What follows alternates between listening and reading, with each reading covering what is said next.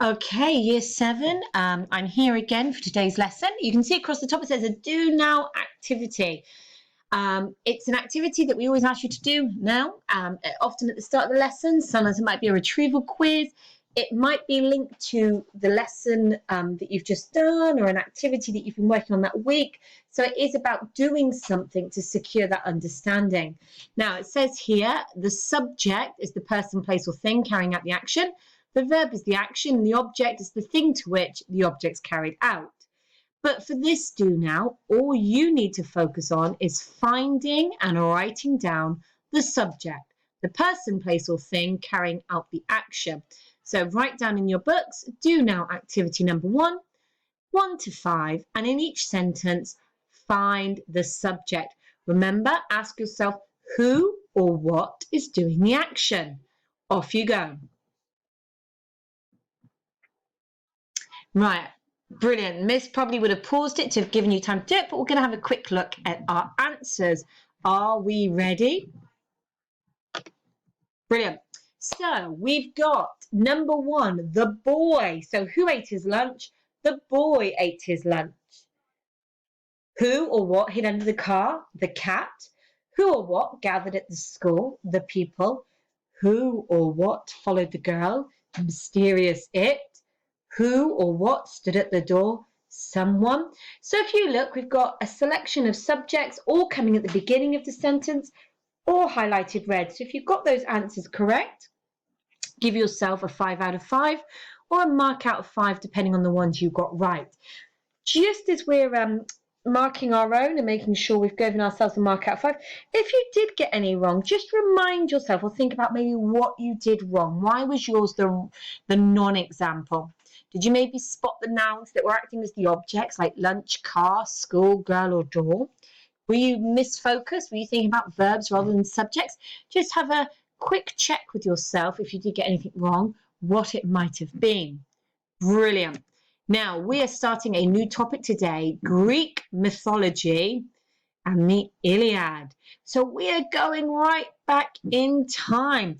Greek mythology takes us back over 2,000 years when the Greeks pretty much were the most influential civilization in the world. So guys, I'm going to give you a minute. I'm hoping Miss might be able to help us out if we need it on the board. But we are talking about the 17th of September, 2020, and our title, Greek mythology and the Iliad. Write that down, guys. Okay, so what are we going to be learning? Well, we're going to be thinking about big ideas in this unit. And by the end of this topic on Greek mythology, the two big ideas I really want you to get is the idea that Greek mythology offers us a foundation to understand the principles of storytelling and characters. In other words, 2,500 years ago, the Greeks were doing some pretty cool stuff with storytelling, with developing characters, so much so that 2,500 years later, it's still relevant. We still get some really cool characters and stories inspired, influenced, inspired and influenced by Greek mythology. So it's like having a really good foundation. If we get what the Greeks were doing, it helps us understand everything that comes later. Also, the big idea we want to get by the end of the topic is that characters are hugely complex and don't always fall neatly into the categories of good and bad, hero and villain. Real good characters, real meaty characters have depth and layers. If any of you know the film Shrek, it's a bit like Shrek himself. He says he's an onion. He's got layers. Characters have layers like an onion, different things going on. Now, in some stories, we go for the easy route and we create simple characters, good and bad, hero and villain. But actually, life's not like that, is it? It's complex. And the Greeks understood how complex things could be 2,500 years ago. So these are the big ideas we're going to be working on. Now, we don't need to write those down, but we're just going to think about those as we move forward today. But the biggest question then that we're really going to think about is the fact that how has Greek mythology influenced modern society and culture? How has Greek mythology influenced the way we work, we think, we act in modern day society and the way that our culture has developed? Big questions, I know, but we're ready for them. So we're going to see over the course of this lesson some new vocabulary, some big ideas. Sometimes we're going to be reading, writing, but we're going to start here with one of my favorite elements of English. I love vocabulary, vocab. I love building my vocab. I love being challenged to learn new words. I love big words, small words, polysyllabic words, monosyllabic words. I love words from the past. I love words from the future. Words are my thing. I love them. So I'm never going to apologize for the fact that we are going to build our vocabulary all the way through year 7. Now, in a minute, I'm going to get Miss to pause it so you can get this written down, but I just want to talk to you. But vocabulary is more than just definition. So can you see here, like if we looked up any word in the any word in the dictionary, we would get what we see in this top box here, the definition. So we've got the word myth. That's our vocab word that we're building around today. And here it says it's a noun. It's a traditional story, especially one concerning the early history of people or explaining a natural or social phenomenon, and typically involving supernatural beings or events. Whew, that's a long definition. So we look up a word in the dictionary, it tells us the definition. But to help us really understand vocab, it's good to do these other 3 things. Are we ready? It's good to have an example. So in other words, to put the word into context, to put it into a sentence. So Cornwall has many ancient Cornish myths. Cornwall has many ancient Cornish stories concerning the early history of its people and explaining a natural or social Cornish phenomenon and typically involving supernatural beings or events. Cornish myths. Now, icon means, can I create a drawing, an image, an icon that's going to help me remember that word? So here we go. Beautiful image here. One of my favorite things, unicorns. Now, unicorns, there's lots of stories, historic stories about unicorns. However, we recognize that they're supernatural beings. They're linked to supernatural events. That's why we've put a horse, a unicorn there. Could have been a dragon. I love dragons too. Now, etymology. Now, this is where we get to love the learning. We get to get geeky and enjoy it. So every word will have a history. Every word we use in modern English has come from somewhere. It has a history. And we call this the etymology, the word origin. Where does it come from? So myth itself goes all the way back to Greek culture, goes all the way back to the Greek language, from the Greek word mythos, which means anything delivered by word of mouth. In other words, these stories, these traditional stories concerning the early history of people or explaining a cultural or social phenomenon, typically involving supernatural beings or events, would have been stories that people would have told each other.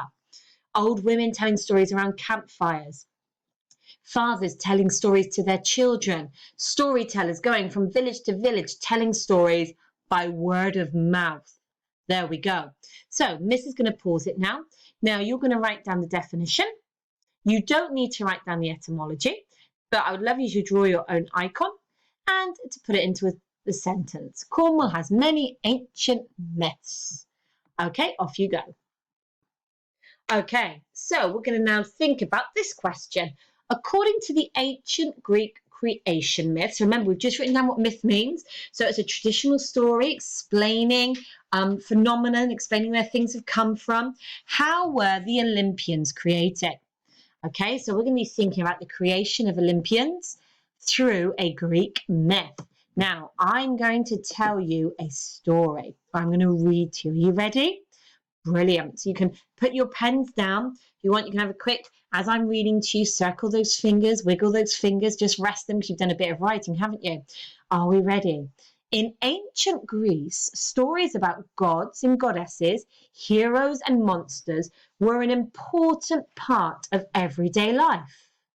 They explained everything from religious rituals to the weather, and they gave meaning to the world people saw around them. They have inspired some of the great artists and writers of the world. Studying Greek mythology is hugely important. The myths have influenced our language and are still relevant to our culture today. Many of the names we will encounter are obscure. We don't use the names that the Greeks used, but it's still important to know them so that you can recognize and understand them in future texts that you will study. Because the Greeks did lots for us. So actually, some of you might have known from your Year 6 projects that we had a little task around this, thinking, well, what did the Greeks do for us? Okay, what relevant things, what things did they create that we still do today? So we've got the Olympics. The Olympics took place in 776 BC, and the games were dedicated to the Greek gods. Zoology. Ooh, Aristotle not only declared that the earth was round, but was the first known person to classify plants and animals. So Aristotle was a Greek philosopher, a Greek, if you like, thinker, and he came up with this concept of zoology. Mathematics. The Greeks created or invented mathematics. The ancient Greeks had a huge influence on what we learn in maths today. Democracy. Without the Greeks, we might not have democracy. Democracy has much of its roots in ancient Greek politics. And medicine. The earliest recorded practice of medicine is found in ancient Greece. Look at those amazing things they did, guys. So look, guys, aren't the Greeks amazing? Look at all this stuff they did. Now, we're going to do a strange YouTube to a YouTube, because what I would like is Miss is going to pause me now, bless her, and we're going to connect to a YouTube video that just also tells us more. And we're going to watch and learn some more about the Greeks. Now, as we watch, I would like to think about these 3 questions, and actually maybe Miss can freeze the board so you can look at these and think about these questions while she's getting the next video queued up. I think that's the word. So, how many years ago was ancient Greece founded? What are 3 ways ancient Greece influenced the modern world? And how has ancient Greece influenced modern languages? Okay, guys?